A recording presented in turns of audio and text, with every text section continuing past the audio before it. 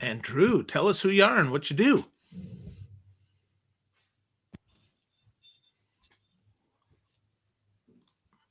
So Drew, tell us, what's the best or the worst advice you ever got? I have no audio or video. Oh, that's fun. That's fun. Even come right back.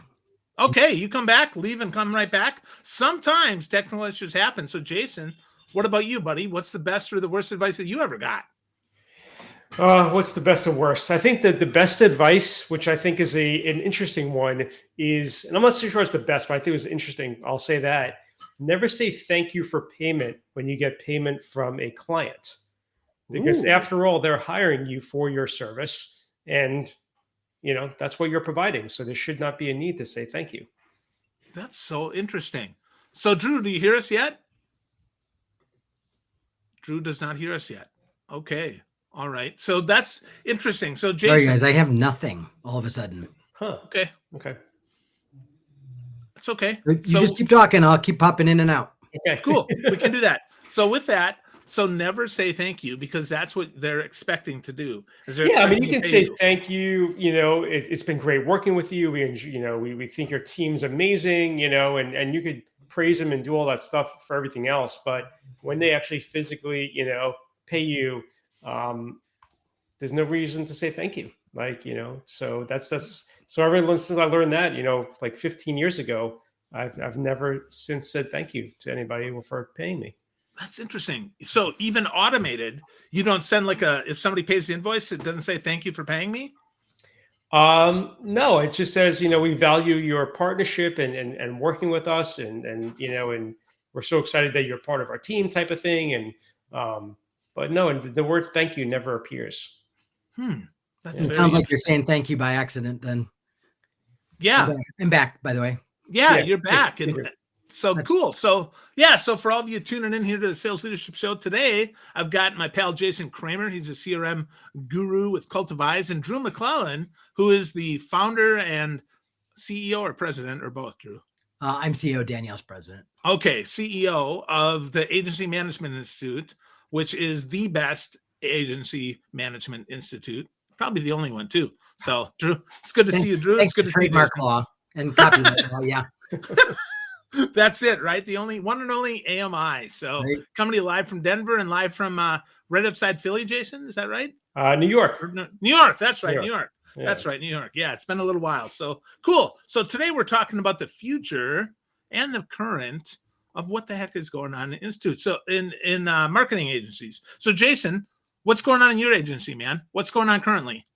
So for us, we're I think, hybrid. Certainly the word agency can mean, typically a marketing agency, advertising agency. We're neither of those things. Really, we consider ourselves more of a consultancy to help businesses, streamline their sales process and take the companies that Drew works with, right? All these marketing agencies that are generating leads often stop and they don't actually nurture the leads for their clients, right? And that's kind of where we come in to help complement that.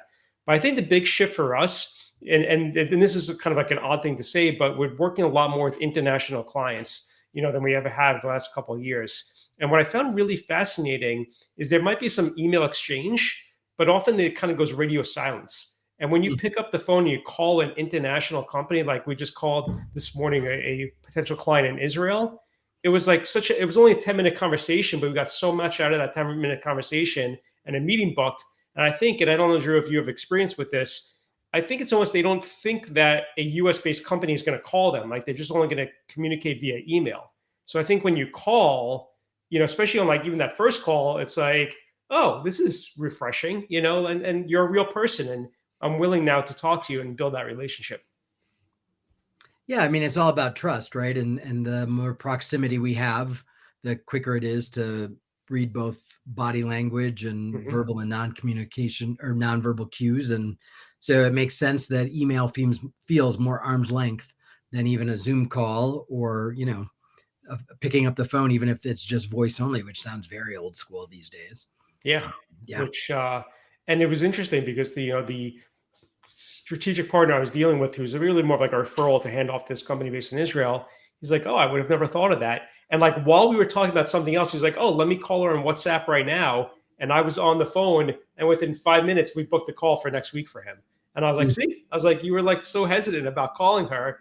And I was like, and you just got the meeting, So yeah, I think it's refreshing for sure. Yeah.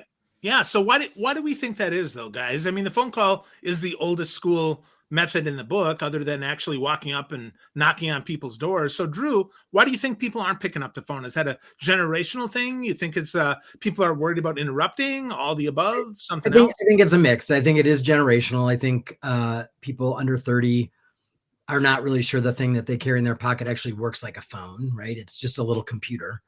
And I think it feels invasive now today, which is interesting. I mean, that it's certainly, when we were all younger or kids, picking up the phone and calling your buddy or calling somebody to see if they wanted to play ball or whatever, that was normal. But now that's not how it works. We send a text or, we send an email. And so I do think it feels more intimate, and maybe somehow culturally we've translated that to invasive. And I also think a lot of people don't answer their phone. So, when you think about it, we assume when we're picking up the phone to call someone, especially if they don't know we're calling, we don't have an appointment, that we're going to get their voicemail.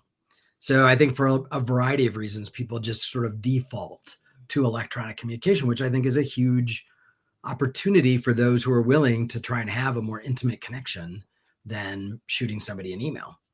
Yeah, absolutely. I think that's right on the money with that. Jason, what do you think that's what it is too? I mean, you said you called overseas, and there was no hesitancy there as far as on the other end. So I think there's two different pieces to this. Right? So one is, right, and I know we'll move on to past the topic, but I think it's worth mentioning that there's the two pieces. The first piece is it a completely cold lead, like Drew, you mentioned, right? Are they even expecting the call? Do they know who you are? Versus somebody that, asked for more information on the website and now you're following up to them, right? So they at least know your name, but you haven't had that initial conversation. So there's two different avenues. I think they're both acceptable for a phone call. But the other piece, you mentioned voicemail, Drew. I think that a lot of times as a salesperson, you might be reluctant. Oh, it's first thing Monday morning, or it's early, or it's end of day on Friday. I can tell you some of the best calls I've had are like 8 o'clock in the morning, 8:30 in the morning before I even start my day, or at like 4 or 5 o'clock on a Friday. Because people don't want to, they're checking out by like 3 o'clock on a Friday. They're like done with work. They have to be there for another 2 hours. So they'll actually talk to a salesperson. Yeah, you're right. Because they don't really want to be working. So it's Friday afternoon sometimes are the best time to actually make a call, in my experience. Yeah. As a sales trainer, I can tell you that definitely the goal is to be as unexpected as possible without being intrusive, right? Yeah. And by that, I mean, to your point, afternoon on a Friday, great time. First thing Monday morning when they're getting started. Could be even on a weekend on a cell phone when they're out golfing or whatever they're doing. So I think that's interesting. And I think the future lies in a lot more one-to-one communication. And we have to get past the fact that it's just going to be digital, and we have to try some other methods. So I think that's interesting. So Drew, with that, you work with a ton of agencies. Yeah. What is happening this year that is maybe surprising to you, or that maybe confirms some things that you knew at the beginning of the year? It's been 23 was a bumpy year for a lot of shops. And we work with any kind of agency you might imagine. So web dev, PPC, SEO, PR, marketing, CRM folks, people who just do HubSpot. I mean, there's a lot of ways agencies define themselves these days. But it was a difficult new business year. So I think the economy was questionable. People were rolling into an election year, so people are anxious. There were a lot of reasons, economic reasons on the outside of why people were worried and concerned. And so that trickles down to agencies. So number one, we're seeing an influx of opportunity in the first quarter for agencies that we hadn't seen in 23. So that's good news. Obviously the buzz talk of AI is permeating through agencies. Agencies are trying to figure out how to talk to clients about it, how to help clients understand what it can and can't do for their business. Smart agency owners are also looking internally to figure out, are there tools out there that'll help me run my business more effectively and efficiently? It's not just about, throwing something into ChatGPT and out comes a blog post. And then I think the other big thing is agencies we're far enough past COVID and the Great Resignation that agencies are feeling really good about the team that they have. And so they're really investing a lot in retention of employees, professional development of employees, growth of people. In an agency, I don't care what kind of agency you are, your biggest and most expensive asset are the humans that you employ. And so people are kind of doubling down to invest in those folks for the future. Oh, that's awesome. That's great to hear. So investing in the future for their team is a great option. So Jason, how are you investing in your team to help them grow, or are you pulling back? It's actually more investment in marketing efforts. So, unlike what Drew said, and I'm sure there's, lots of companies, all different places in terms of growth or not having growth. We were up almost 40% last year, and so it'll probably be even higher this year. But what I attest that to is, we have the core team. We've more invested in finding the right people, and that are versus younger people, more established people. So they cost more to have as part of our team, but we bring in better resources. What I've invested more in is the inbound, right? So putting more, sticks in the fire strategically. So even we're doing the podcast today, right? So doing more podcasts and doing more other channels that are bringing in different avenues of traffic and listenership, right? So my whole philosophy, and I'm sure we all would agree, is education goes a long way. We don't believe in the hard sell. So, we've been producing content and even ramping that up over the last 2 years, and even more so this year. Just hired a new social media team to handle all of that for us, and even designers there. But the point is that you have to educate. And I think what I'm seeing in terms of the trend, just kind of going to that tail, is people are willing to absorb that information, I think, more now, and they're actually doing something about it. So it's not just, producing gated content and white papers and whatever videos, whatever you want to produce, but the people actually paying attention if the content is good. And if you're knowing who's engaging, that's a huge opportunity to engage with them, during that life cycle of their buying pattern that they have. That's very interesting. Very interesting. So 2 ways to invest there, one in marketing, one in people. And then with that, it's probably not an either or, right? It's probably about investing in both. Because if marketing works, your people have to be steady to take on the influx of work. And so, Exactly. And I think that's where also people fall short too, right? They go out and sell, and then they don't have the infrastructure to implement. Right.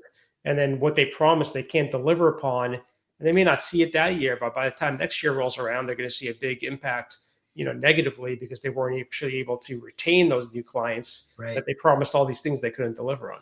Yep.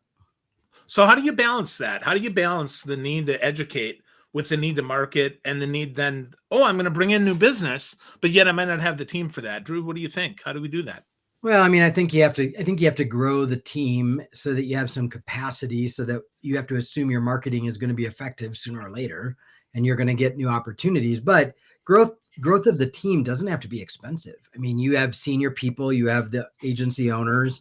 They can do a lot of that teaching and mentoring. So it's not necessarily sending them off to a conference there's nothing wrong with those things.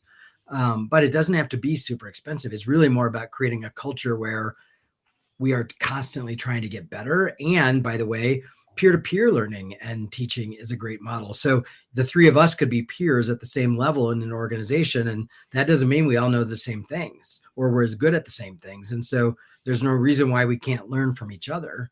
And, so as the team continues to strengthen the muscle and get stronger and be able to carry more weight, hopefully the marketing is also paying off and you're bringing in more dollars, because sooner or later there's a capacity issue and you need to add new people. But if you've created a culture of growth and continual learning, then you add people in that have that philosophy, and, it's just sort of exponential. But all of that sounds super simple and easy. And none of it is super simple and easy when you're running a business and you have client issues and challenges, and your employees have life issues that take them out of the office, and all the things, distract them, and all the things that are real in running a business today. Yeah. So no silver bullet, huh? Yeah. No. Yeah. And the other factor too, just to kind of maybe end this and we can move on to another topic, is the idea that you have to have processes in place, right? So to your point, Drew, about being able to scale, I've spoken to a lot of agencies, even been involved with them in the years past, where they're just so disorganized. I mean, even like something as simple as their billing, they start doing work without even sending an invoice, right? Because they're just so discombobulated in their own process. Yep. or their project management is all over the place as well. There's no centralized system to monitor things and to assign tasks and do very simple basic functions to make sure that they're being not only productive, but also profitable. And I think that, and I'm curious of your kind of take on because you've worked with way more agencies than I have, I wonder how many agencies even know if they're profitable or not, right? They think they're busy, they're doing work, but are they making money on that work? Yeah. So if they live in our ecosystem, they do know because we make them do the math. But to your point, in every agency, there are certain sizes, and, you've gone through a lot of growth, it sounds like, so you probably have experienced this. There are certain sizes that when you get to that size, the weight of the burden of that business breaks the systems and processes that got you to that size. And so now you have to reinvent system and processes. You have to mature them because a 15-person agency is very different than a 30-person agency. So, if you've grown 40% and you're targeted to grow 50% or more this year, you're probably approaching or at or just got through one of those growth spurts, which forced you to kind of mature up your systems and processes as the work changes, as the team gets more layered. It's easy when you have 5 people and everybody's horizontal and nobody reports to anybody. It's easy for everything to stay in everybody's head, and you don't need a good project management system. And, but you get to 10, 15 people and that doesn't work anymore. Now everybody doesn't know what everybody else is doing. And so there are just moments that happens. And to your point, the most dangerous thing to do, of course, is to grow without paying attention to your infrastructure and the way you get work done, because that's how you do become unprofitable. And eventually clients go away because you're not as sophisticated as they need you to be. And a lot of times then you slide back to that smaller size. So it's really important to sort of manage the way we work in conjunction with the size of the agency and the roles that you have inside the shop. Right. Or you do the very unconventional thing that I did, where even when we were like 2 people, I was running the business like we were a team of 50. We had more processes and more software and things in place that, even probably a 75-person agency wouldn't have, because I'm just a process-oriented person. And I built all those systems so that, as we grew, we weren't catching up to ourselves. We were already ahead of ourselves in terms of the tech stack and the processes that we followed. Yeah, which is very rare. I don't think most people do that. I'm just kind of like, very, sort of, I don't know, like anal retentive that way to want to have things organized. Yeah. Most agency owners aren't wired that way, right? They're visionary, they're creatives, they're, and so, and typically when you're a small shop, you're in the work, you're doing the day-to-day work because there's only 3 of you or 5 of you or 10 of you. So the fact that you're wired to be systems and process oriented, your brain's a little different than the average agency owner. And so you probably set yourself up for early success by leaning into what gives you comfort in terms of a business owner. So somebody else, it might be about award-winning creative, but for you, it was about functionality of the business, which is, I'm sure, served you well as you've grown. Yeah. I mean, listen, you're absolutely right. I mean, I've worked with enough creative people to know that not everybody has the left side and the right side brain, right? Even in balance or even an 80-20 split, sometimes it's all creative. So it's interesting insights. Yeah. Very interesting. Yeah, very interesting. So let's talk a little bit about tech. Let's talk about AI and what that's doing to the business, because that is the hot word. So Drew, how are you seeing folks in your agency world? How are they using AI? Are they just using ChatGPT and maybe a little DALL-E, or what are they doing? Anything? No. Very few agencies aren't dabbling in it, for sure. So some agencies are sort of experimenting with it, but most agencies have adopted a fistful of tools that they are using to serve clients, and a fistful of tools. And let's be honest, we've all been using AI for a long time. We just didn't talk about it this way. Yeah. So in some cases, this is business as usual. You use tools that help you automate processes and do things differently, more efficient, more effectively. And we're still seeing that. But we are seeing agencies be more intentional about exploring with some of the different tools and really thinking about how the tools serve clients, but also how the tools serve the operational side of the business. And so they're using it to screen job candidates. They're using it to automate accounting functions. They're using it. So we have one agency who, is using AI tools. They needed to do a photo shoot where they were putting a piece of jewelry underwater, like in the ocean underwater. So they did the photo shoot of the jewelry, and then they used different tools to basically artificially create underwater environments, which would have cost them an arm and a leg to shoot, right? But if you looked at it, you wouldn't be able to tell the difference. And then they took the photograph of the jewelry and put it into that background, right? And so we're seeing a lot of really creative use of it, and we're just scratching the surface. I mean, the tools are changing every day, so they're going to keep getting different and better.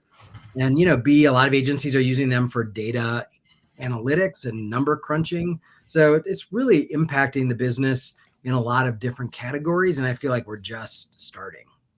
Cool. That's cool to hear. So a lot of creative ways and a lot of number crunching ways that are less creative, but just as important. That's good. That's good. Jason, how are you guys using it in your agency? So we're using it more for the higher level outlining of ideas, right? So, fact gathering, research information.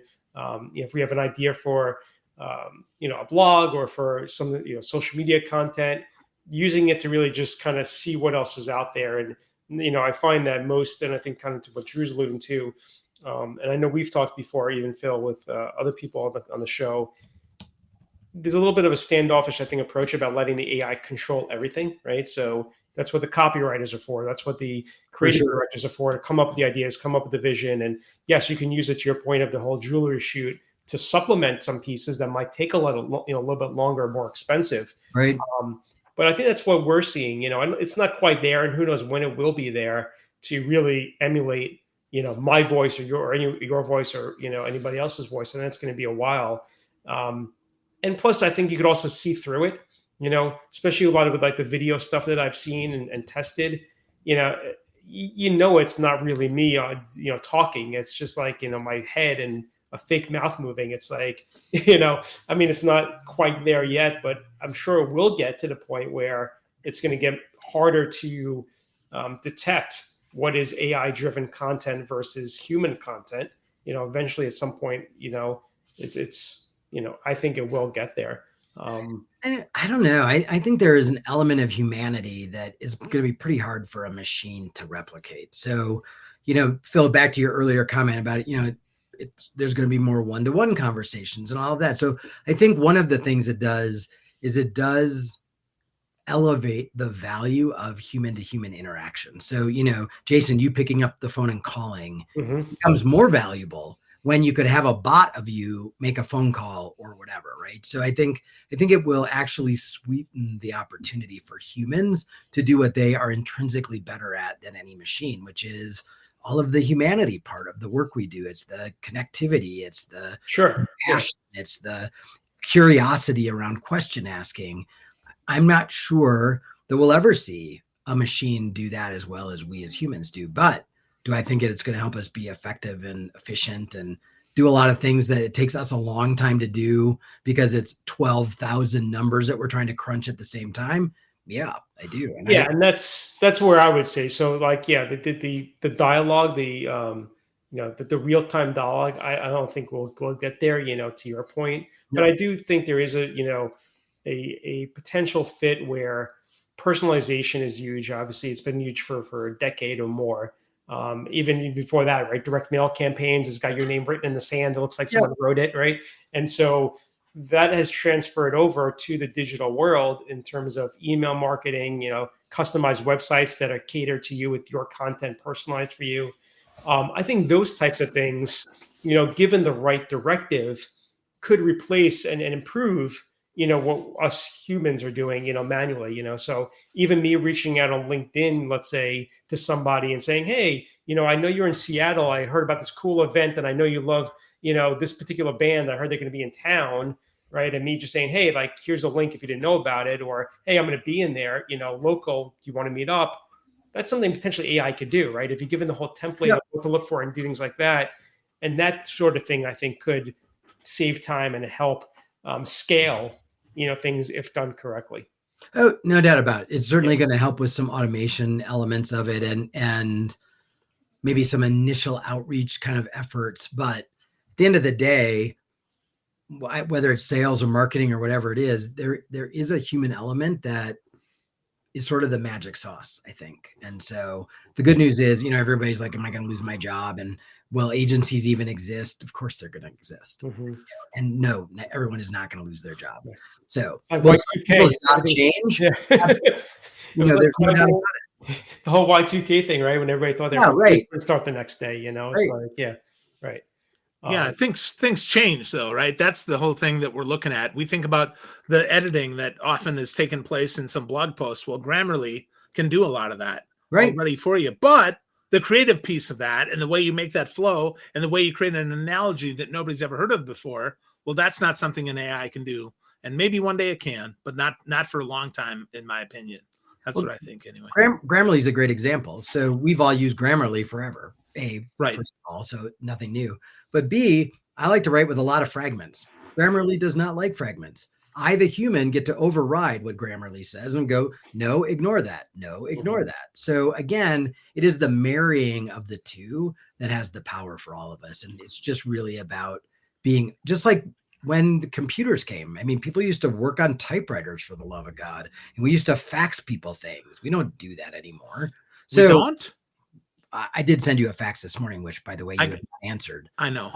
Yeah.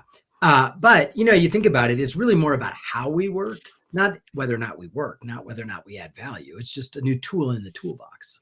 Yeah, I think you're absolutely right. And I'll get that fax after we're done. So if I could Drew, you just said about toolbox, right? And so that made me think of one thing, which I've always wondered, and I think you'd be the best person to ask this question. Oh, God. Have you seen a shift on agencies, specifically like digital, marketing agencies, of finding new ways or interested in new ways to get their clients to not only be more sticky with them, but to be able to retain them longer? And, from my insights as an outsider, I think it's this trend where like, okay, every year, 2 years, let's evaluate what the agency's performance looks like. Are we able to quantify that they're actually bringing us, more revenue? Yeah. And if they aren't, or we can't quantify that, we're just going to move to the next agency. And it's like this vicious cycle, because if the agency doesn't have, the sales activity data and can't connect the dots, It's not that they're doing their job poorly. It's that the agencies or the clients doing the job poorly of not being able to pass the information back that's needed to show the value. And I was just curious if you've seen any shifts in the last couple of years or even this year with that. I'm relieved to say I actually can't answer that question. So we do a couple things. Number one, we do some proprietary research every year where we talk to people who hire agencies. And one of the things that came out loud and clear over the last couple of years, and was really loud and clear in this last year, is agencies get fired for two main reasons. One, we're too slow. Our systems and processes are clunky.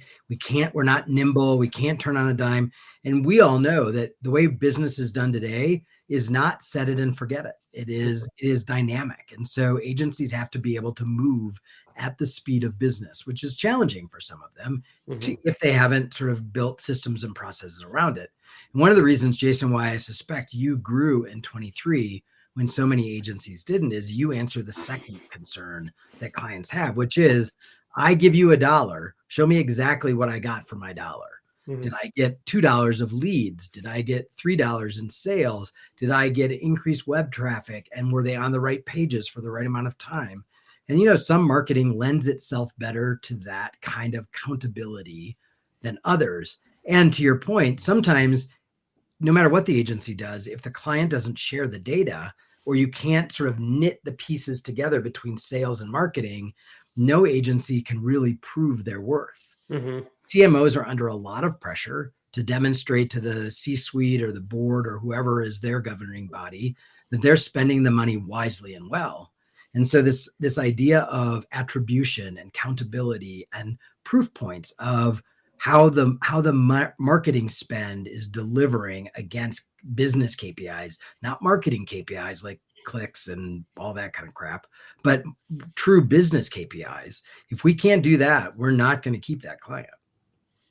And do you find that they're bringing in technology? Like, are they starting to be, let's say, selling HubSpot or other CRMs and realizing they're going to need to be involved in that? Or do you see a trend where they're trying to partner with other companies that have that expertise and bring them in as a white label partner to say, okay, we're going to help you with that second piece of the funnel to connect the dots between sales and marketing? Both. So some agencies are adopting technologies. They're building first of all, they're stepping over the line. So, for a long time, agencies, there was this line between marketing and sales, and agencies, your comment earlier in this conversation, agencies didn't cross that line.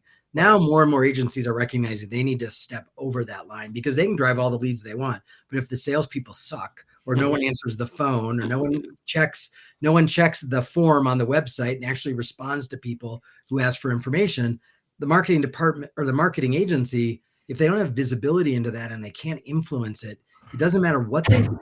Right. Yeah. So some agencies are really literally stepping over the line, and they've got sales and enablement programs and all kinds of other things. And many others are doing what I suspect happens with you, is others are partnering with the agents. Really, they're partnering with a sales enablement agency to augment what their marketing is doing. And they're working together kind of hand in glove to figure out, okay, look at all the sales data. Who do we need to drive to the landing page or whatever? Great. We'll do that.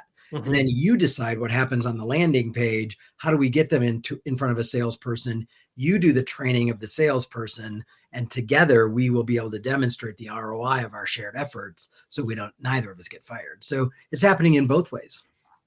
Wow, that's outstanding. Yeah. And that's great news for a lot of people, because not stepping over means you think you absolve yourself of responsibility. What happens is you get fired. Right. Yeah. Wow. Yeah. All right. Oh, go ahead, Jason. No, I was going to say there's a great visual reference for those that are maybe, listening in, or even they're seeing our beautiful, handsome faces here, but is that, a lot of agencies, I remember one agency told me, he's like, we can, he used the baseball analogy. He's like, we can throw as many pitches as we need to, all day long. But if that client is never going to swing the bat and never try to hit a ball, right? What are we doing here? Like, what's the point? We might as well just quit the game now, And there's that frustration level, I think, where even maybe if they want to cross that line, it's like, well, how do we do that? There's an education piece internally, I think. Like, if your account managers aren't used to talking about the sales process and how to nurture a lead and what the pipeline looks like and how to build follow-up processes and all these other pieces, it's one thing to say, hey, we need to do it, but it might be even harder to actually implement, that solution. Well, and a lot of times, I don't know if you find this, but a lot of times clients don't have the infrastructure in place that we assume they would have to be able to track where a lead comes from or what sells when, or, they're looking at dollars, but they don't really have the sort of the detail level that we as agencies would need to be able to prove that the things we're doing are working. And so oftentimes agencies are having to say, okay, here's the data we need. And the client says, yeah, we don't know how to get that. And some agencies will just accept that. But other agencies are now saying, okay, well, then let's figure out a way that we can measure that together, that we can track that. So we had an agency, worked with a huge company that made, like bulldozers, like $1 million pieces of equipment, sold through a dealer network. And when they said to the client, okay, we're going to do all these things, and the clients go, yep, all that looks great. They said, how are we going to know if it works? And they said, well, we'll know by sales, but we don't know how to track sales, and we can't tell you which dealers actually sold the things. They were like, what are you talking about? They said, yeah, we don't have that data. So the agency kept pushing, and where they got to was the one piece of data that the company had were warranty cards. So you buy $1 million tractor, you still have to fill out a warranty card, either online or back then by hand, right? And then you mail it in. And so what the agency said was, great, send us all the warranty cards. We will throw those into a database. We will sort them by geography and by date, and we'll be able to tell you what sold where and for how much money. So this is an example of an agency that didn't take, we don't know how to do that for an answer, and figured out a very rudimentary, stupid way of getting the data they needed to keep the client. Yeah. Wow. And there's even, it's a great example, and I'll just give you another one to piggyback off of that. So we just brought on a pretty successful family-run business, roofing company in New Hampshire. And so they've been around for, a couple of decades. And, they're talking to me, and they're like, hey, we do all these things. We do radio, we do, print, we do, we got QR codes on, or not QR codes, but we got lawn signs, we got door hangers, we do everything. We got trucks driving around. And I said, but how are you tracking to know how that's effective? Like, you cost spending a lot of money, tens of thousands of dollars a month on marketing. And he's like, I don't know. He's like, that's why I'm hiring you to figure that out. And so our simple solution is put a unique QR code on your lawn, the lawn signs, on one on the door hangers, one on direct mail, build simple landing pages. We'll be able to track how much traffic you're getting to those landing pages and then the conversions. And he's like, oh, that's easy. I'm like, yeah, it's easy. It's not complicated.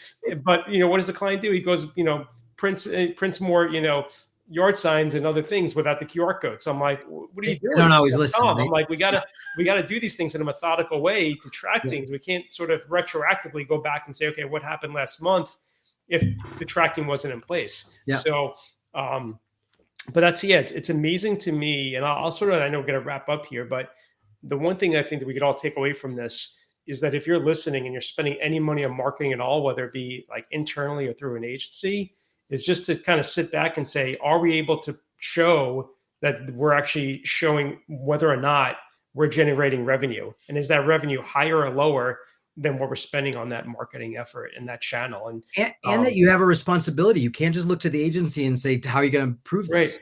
You have to participate in that process, right? Yeah. What I love about your QR code example is pre-COVID, that would have never worked, right? QR codes were gone. We were done. So this is a great example of technology kind of coming back. And sometimes we have to see it 2 or 3 times before it gets adopted. And so, when we talk about AI and all those things, it's all iterative and it's all cyclical. And so whatever is true today may not be true tomorrow, but that doesn't mean it won't be true a week from now.